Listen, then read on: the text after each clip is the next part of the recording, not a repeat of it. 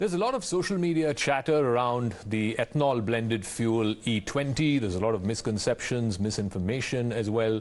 The government of India believes that a lot of this is attributed to vested interests who are pushing against scientifically proven ethanol blended fuel. And also we have the big question about the war and whether it restarts, or if it does, then what may India have to do. I'm now joined by a very special guest on the special edition of Frankly Speaking, the Minister for Petroleum and Natural Gas, Hardeep Puri. Thank you very much for joining us on Times Now. Let's talk about this much talked about ethanol blended fuel E20. You and your ministry firmly believe that this whole thing is, misinformation, misconception. Why are you not able to sort of convince the Indian public that there's nothing wrong at all with E20 ethanol blended fuel? Well, first of all, Zaka, thank you very much for having me on your show. Let me start straight away with a point of disagreement. Your question, why am I not able to convince the Indian public? I don't think there's any problem with the Indian public. Okay. I'm a student of the political discourse now for many decades. I am a very proud participant in a vibrant, robust democracy. We've heard of concepts like rent a crowd. Okay, you want to do a big rock concert, you're not sure that the quality of the rock band merits interest in that particular kind of music, so you rent people, we are familiar with that in the political system. But we have a new concept now. It's called rent a cause. Rent a cause. Rent a cause.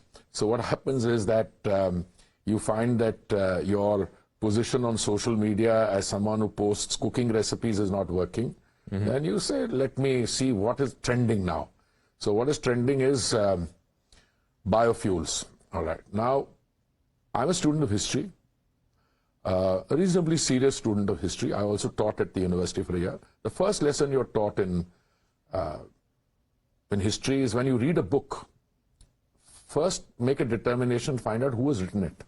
Because from there you will find out as to what the motivation is.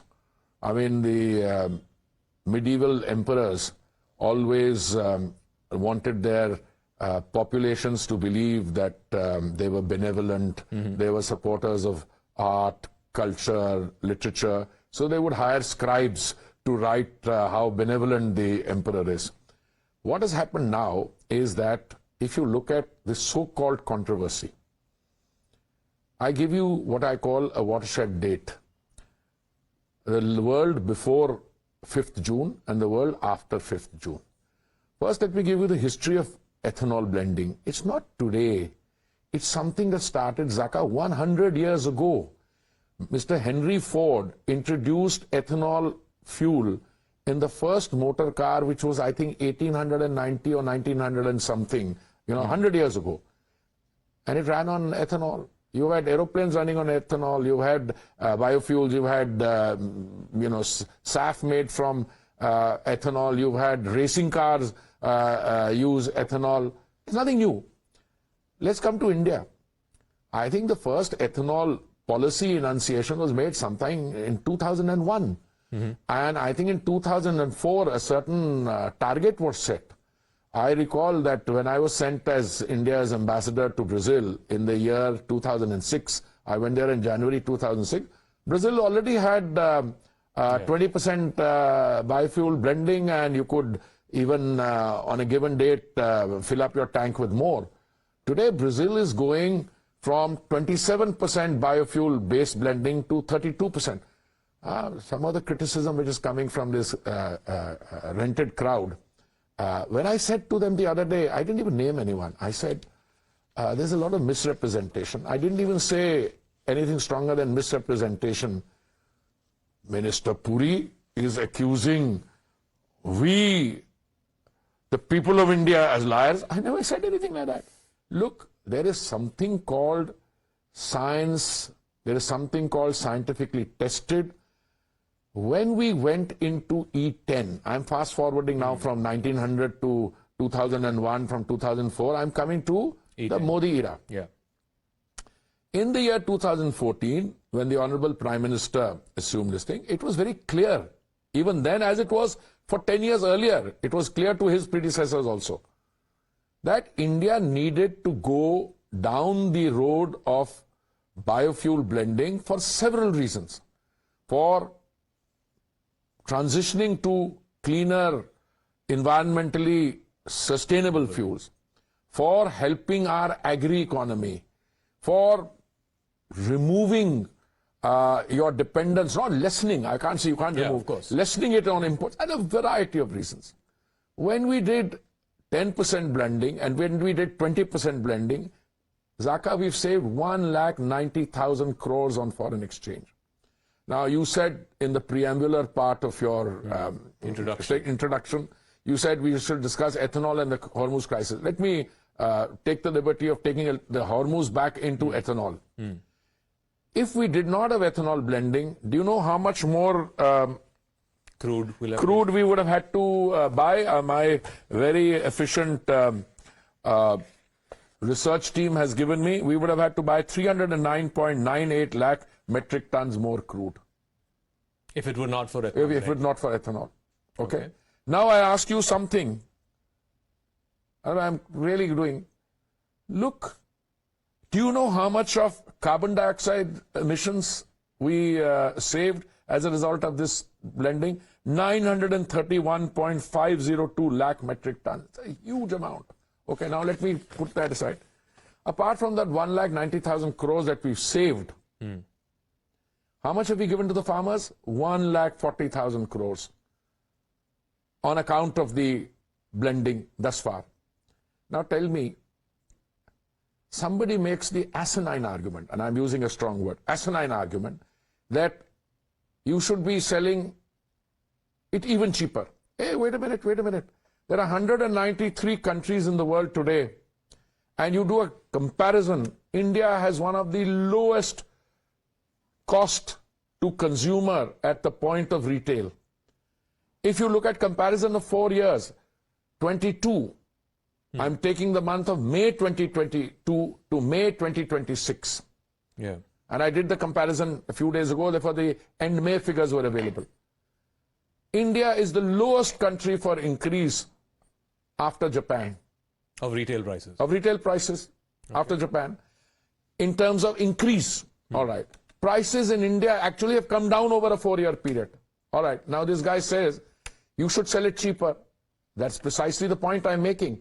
On 5th of June, Mr. Gadkari and I, the honorable, my honorable senior colleague, on World Environment Day, we launched something called E85. Yeah. And we announced, or rather I announced, because it's my domain, that E85 will retail at 20 rupees cheaper than the basic blend. Okay, all right, you want to discuss price, I'm getting it. Then the guy turns around and says, I want choice. Wait a minute. My understanding of choice, Zaka, is that if you are here, you want something better by way of choice. If you don't want to go retrograde and regressive, that you want to go into something else, you went into this in haste. I have drawn up for you a statement. I won't take airtime, but I'm going to make it available. On how many occasions we have announced the transition. In 2014, when the national biofuel blending was only 1.5%, the Honorable Prime Minister announced that we will have a 10% blending target by November 2022. We managed to do it. Why did you do the 20% earlier?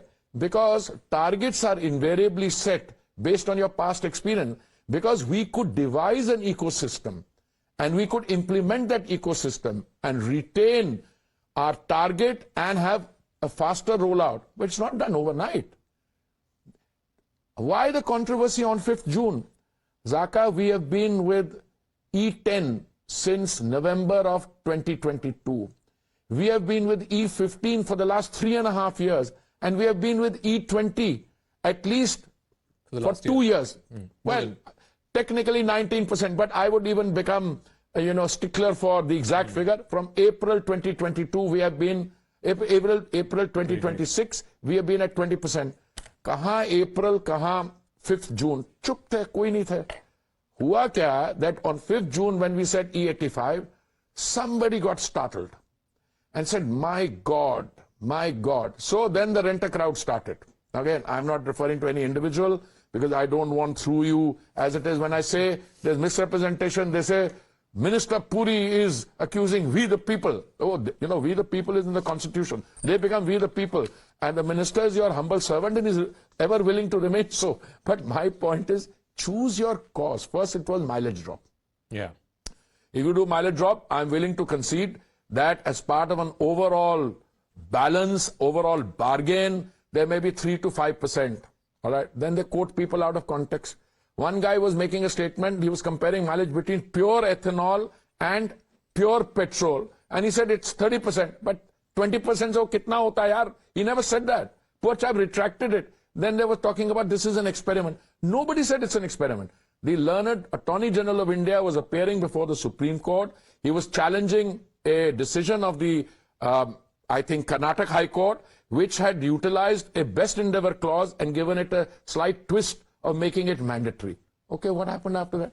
When we clarified, they all ran away from it. So what happens is, these guys are choosing every day to shift goalposts. No, but tell me, you referred earlier about, one of the things is about the choice to the Indian consumer.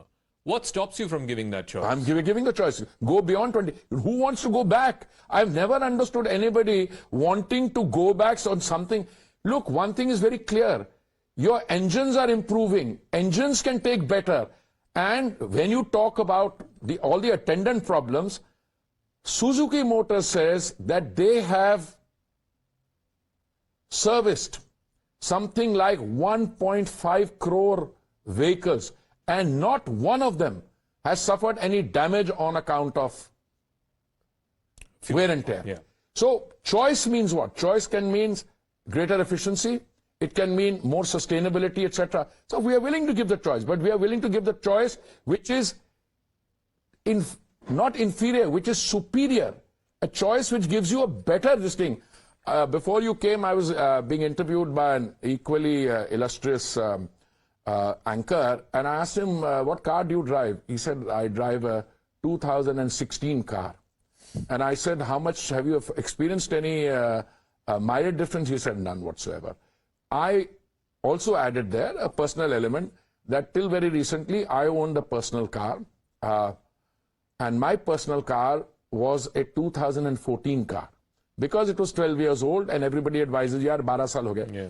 One thing I have heard, out of these 2.5 crore vehicles that they service, 1.5 crore were older vehicles. Usme bhi gadbad nahi hua. Yes, I've heard one thing, that if a rubber part in a very old car has to be exchanged, if it has to be changed after 50,000 kilometers, you might have to do it 30,000. But is that really a price to pay? And why there was no talk about this earlier?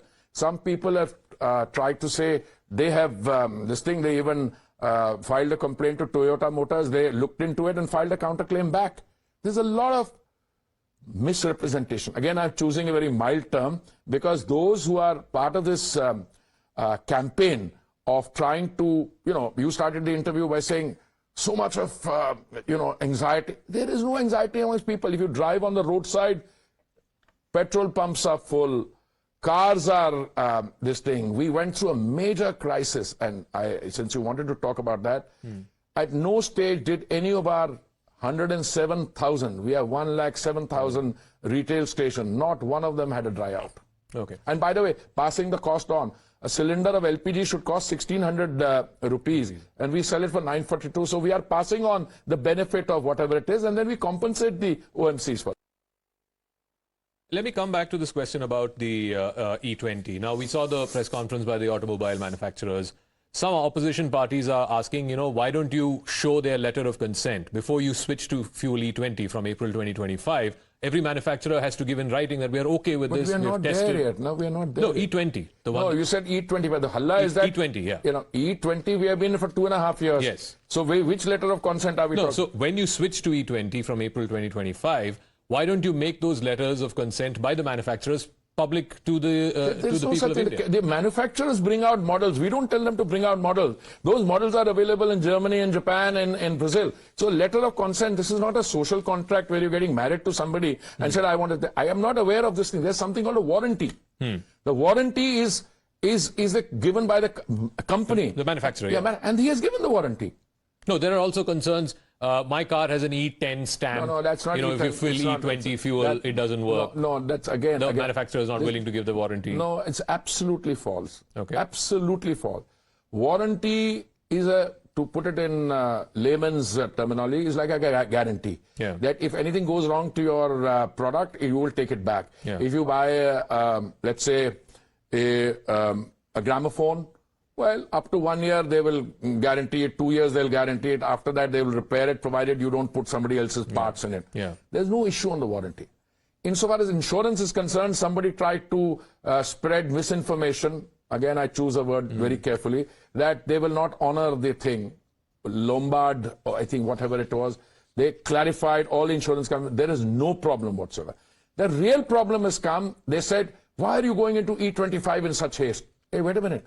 We never went into E20 in any haste. We had proper consultation. It was scientifically tested. It was calibrated. First, the manufacturers had to produce E20 compliant cars. They had to ensure that the older cars could work on E20. Even when E10 was it, they also work out what would happen if a car was 30 years old, for instance. Okay? It's a different thing that a 30-year-old car may not get a pollution certificate. That's a separate issue. It came down to just one issue, which was mileage. And on mileage, it was established that the total decline is about 3% or so, or slightly more. And Zaka, again, their driving habits. You and I, you because you're much younger, I and me, given the same model of car, we can be doing the same distance. One of us may be more responsible in terms of driving at a constant speed, keeping the mileage up. Otherwise, you do zigzag the way some of my drivers do, overtaking from the left, suddenly braking, accelerating. That's not conducive for Mike. There was a guy who gave an interview, person who gave an interview, and somebody mentioned his name. I got Engineers India to contact him. I said, you've given this interview and you've talked about mileage. He didn't want to have the discussion further. He said, wo to generally baat kar di. Because we said, please let us know which is the car model that you've got. That's why when I was being grilled by one of your colleagues, I said, what car do you drive? Then I asked him, have you experienced any loss of mileage? None whatsoever. And I gave you my own experience of a car which was more than 12 years old. But you do admit there will be a 3 to 5% drop in mileage. It can be. Okay. But it's not due to ethanol only. Sure, it is due to driving habits. Yeah, X number of factors. What would you say to those people who say if there's a 3 to 5% drop in mileage, why don't you give us a 3 to 5% cheaper version of the fuel? That's what you're getting. That's what you're getting. But the price is still the same. No. I'm paying still the same at the retail pump. No. If you were to link and establish a coefficient between mileage and price at the pump, you would have utter chaos. This price is low. Today we are selling fuel to the world, amongst the world, at the lowest price. And we are selling it because the ethanol procurement price is set once in a year. Let me give you the prices. It's a very interesting comparison. We have different feeds. One is C heavy molasses, B heavy molasses, sugarcane juice, sugar syrup, damaged food grains, FCI rice and maize. Okay? The procurement price for C heavy molasses, 57.97 rupees. For B heavy molasses, 60.73. These are amongst the lower ones. FCI rice which has been procured by the Food Corporation of India, would otherwise rot in their this thing because there's no offtake, and they make ethanol out of it, 60.32. The highest is maize, 71.86. Both in terms of percentage of feed, maize is the highest. It should be around 35% or so. And the price. We sit this once in a year. Now, in other words, by the way, when I say once in a year, I should also clarify, Zaka, we have something called an ethanol blending year, which is not the 1st April to 31st March. It's October to 1st to 31st September, 30th September as far as I remember. Because you are using ethanol, and ethanol is not subject to the vagaries of the shootout and the Brent going from 68 to 128, it is cheaper. You're passing it on. Okay. Now, but it is not, hostage to the vagaries of the war or geopolitics or whatever, but it certainly is hostage to the vagaries of the monsoon, right? Absolutely. Yeah. So this year, by IMD's own estimates, we may be monsoon deficient. How would you make the case to the Indian people that this is also a good year to increase the procurement of ethanol because you have targets to meet, and as you said, it's a cheaper, cleaner fuel. I am Minister of Petroleum and Natural Gas. My job is to ensure that there is availability, affordability, and sustainability. There are a large number of other parts of the government of India who represent the sectional interests, etc. What you've seen so far is only the play between the renter crowd. Very soon, the agriculturists are going to start getting involved. The minute they realize that something major or revolutionary and transformational, that India could become completely Atmanirbhar if it has more ethanol blending and more green hydrogen, and somebody stopping it. Why? They want more crude oil imports. But our Atmanirbharta will also come because the Samudra Manthan Yojana, which PM announced, I think on 15th August of 2025, he said that we would be going into a very major deep and ultra deep water exploration program. And you know what happened in Guyana? You dig 45 deep water wells, each costing what, $1 million or even $100 million, sorry, $100 million. 45 wells you dig, you don't get anything. 46, you almost gave up. Somebody said, ek aur kar lo. 47, they struck gold. And we are going to strike gold because we've got, in the Andaman bases alone, I'm just giving you one example, from Myanmar down, from Indonesia down here, it's entirely floating on oil and gas. Oil India dug 3 wells, in 2 they found gas, and good quantity. But today you have to dig 30, 40, 50 wells to know where exactly. So between Samudra Manthan, our own Atmanirbharta, own crude oil and gas, we're already producing 50% of what we consume, and biofuels and green hydrogen, you won't have to depend on the rest of the world. Important. Let's talk about the rest of the world. There are now concerns that the war might be restarting. We've seen an exchange of fire both between America and Iran. Last time, because of the war, there were a lot of concerns around fuel, our stock. We've seen the LPG situation. What can you say to our viewers to assure the viewers who are watching this program that we are better off today than we were when the war began? I like the elegance with which you use words. They were concerns. They were more than concern. Of course. Some of us had sleepless nights. I mean, you know, when I went to Parliament in the last session, one of your colleagues sitting here can vouch it, there used to be a welcoming reception committee of gas cylinders. And it had all kinds of nasty things. Where is the, gas gone? We survived. We did well. We converted a challenge into an opportunity. Why? Because I think the Honorable Prime Minister's decisions prior to the crisis, prior to my 5 years, we were increasing refining capacity. We had learned to work as a government as a whole. We had learned to take tough decisions. We had learned not to shy away from taking tough decisions, and we did well. But since you did use the word concern, I was never concerned about crude oil. I always knew that the boss's decision to diversify from 27 countries to 41, to go to people whom we had never dealt with. I'll give you an example of LPG. We never imported LPG other than from states in the Gulf, which mean the Saudis, the Emiratis, Qatar. I don't know what got into us. Towards the end of last year, we started talking to the United States on LPG. And we had decided already in January of this year to import 10% of our requirements of LPG from the United States. It's a big amount, 10%. But we did something more. You know, when the crisis was full-blown, and sometimes I used to have slight, I shouldn't use the word, but much more than anxiety evident. I had daily meetings with all the CMDs of the oil marketing companies, with my secretary, senior officers. And we are collating all that into a kind of history, lessons learned, lest we forget. It should be, it should be titled, Lest We Forget. We decided that out of the 80,000 metric tons or so of domestic utilization of LPG, we were producing only 34,000 metric tons or thereabout. We decided to ramp it up. We took 34 into 54. 55,000 metric ton.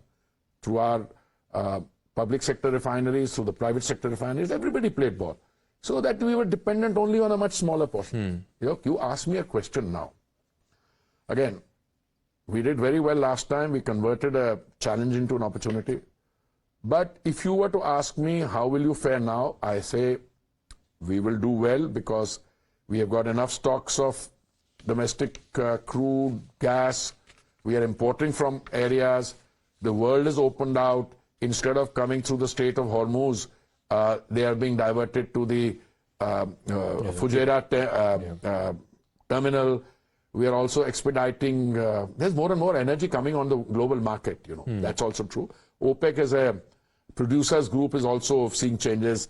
UAE has left it. One other country in the close proximity of the UAE is talking about leaving. Brazil said, we are part of OPEC, but we will not subscribe to quotas. But more than anything else, I have full confidence in that if you come out of the last battle, you are better prepared for this one. Because we have trained soldiers, we have trained, policy making has realized there are certain things you don't do, and we've learned from that. We avoided some costly mistakes, but there was one thing constant. The opposition was critical. They were critical, कि LPG kam ho gaya. Bhai, why don't you rejoice in the fact that we had actually more LPG than we needed? Why don't you rejoice in the fact that we were a good citizen, global citizen? During COVID, we not only produced 220 crore vaccines of doses of vaccine, but we also exported to 150 countries. Throughout this, we never stopped our export. Why are you exporting? Arey bhai, we will import. If I stop my exports and somebody else's survival get affected. Nobody stopped their exports to me. It's only when the route got affected. Changed. Laka, with cautious optimism, I say, of course, let me reiterate the statement I saw from the Ministry of External Affairs, the statement I saw from others, that we are all anchored in the hope that this will be short-lived, that they will return back to negotiation, and if the thing does not become, going into timeless infinity, yes, we will survive and we'll do well. And hopefully next time in Parliament you won't have cutouts of LPG cylinders. Unlikely. They'll find something else. They will probably find something to look like what is called ethanol. Okay. And so but we, the credibility loss of these people is such that when they talk about this thing, when they say it should be cheaper, we have to tell them it is cheaper. I mean, what do you want to compare it to? I mean, you look at the increases in petrol prices in our neighborhood, you look at it elsewhere. Let me just give you a comparison so that we can conclude this part of our discussion on that. The increase in percentage of petrol and diesel, okay? In Pakistan, petrol and diesel went up by 39.77% and 63.18%. Neighboring country. In Germany, it went up by 19.05% and 10.04%. In France, it went up by 17.74% and 19.23%. In Bangladesh, it went up by 42.69% and 26%. Where did it happen in India? It came down. If you take the 4-year comparative period, why did it come down? Because the Prime Minister reduced central excise duty. So we are giving it cheaper. So anybody says, why doesn't the 3% in mileage? Are you giving it at least 20% cheaper? I'm going to compare the LPG prices or any other fuel prices in the neighborhood with us. It's not only cheaper, it is much cheaper. So any discussion that there is 3 to 5% loss in terms of mileage is more than compensated. And the reason for that is that ethanol is only, price of procurement is only set once a year. And it is not vulnerable to the vagaries of the global conflict. Thank you very much. Thank you, Minister Zaka. Puri. Thank you very God much bless. for joining us Thank on you. Frankly Thank you. Speaking. Thank you.